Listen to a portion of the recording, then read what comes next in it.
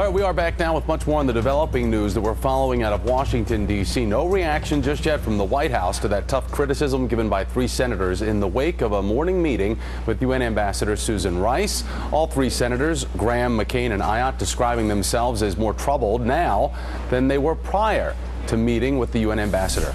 It is clear that the information that she gave the American people was incorrect when she said that it was a spontaneous demonstration triggered by a hateful video. Here's the key. In real time, it was a statement disconnected from reality. Just to be clear, when you have a position where you're ambassador to the United Nations, you go well beyond unclassified talking points in your daily preparation and responsibilities for that job.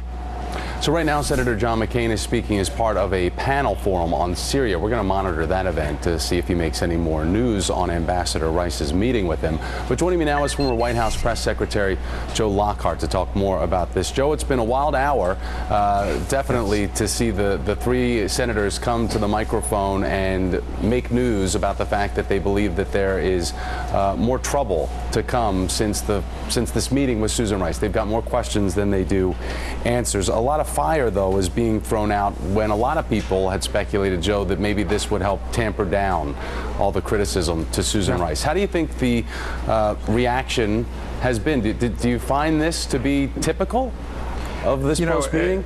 Yeah, the Washington Post described it as bizarre. I'll just call it a very strange and weird political strategy.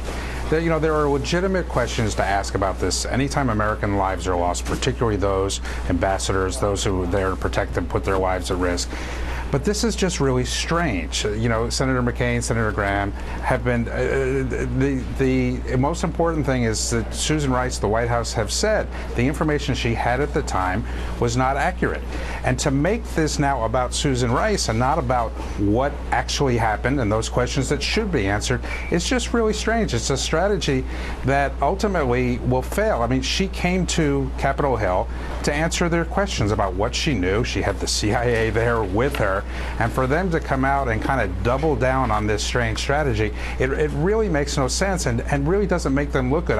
Over the weekend I watched Lindsey Graham on the Sunday Show, and I literally laughed out loud when he compared this to Iran-Contra, which was the highest levels of the government committing crimes, felonies, as opposed to Susan Rice, who has said she was given bad information. She repeated it, and and to compare these two, it's just really bizarre. Joe, are there 2 different lanes that are being run here? One, to maybe discredit Susan Rice and any potential nomination that she might receive to the president's cabinet to replace Secretary of State Hillary Clinton, but then also to make this reference to some type of cover-up that was happening prior to the re-election.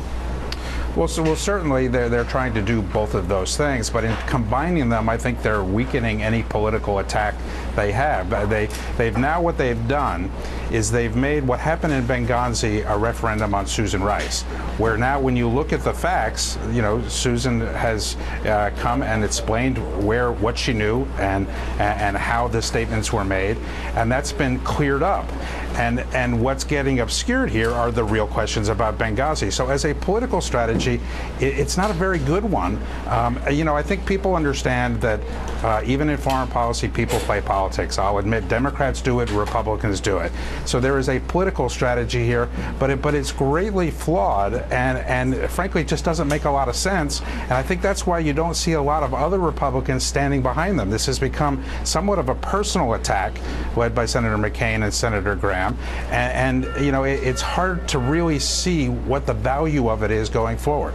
Oh, what does it mean, though, to the president and any potential rough road ahead if he does want to go ahead with a nomination of Susan Rice to that position?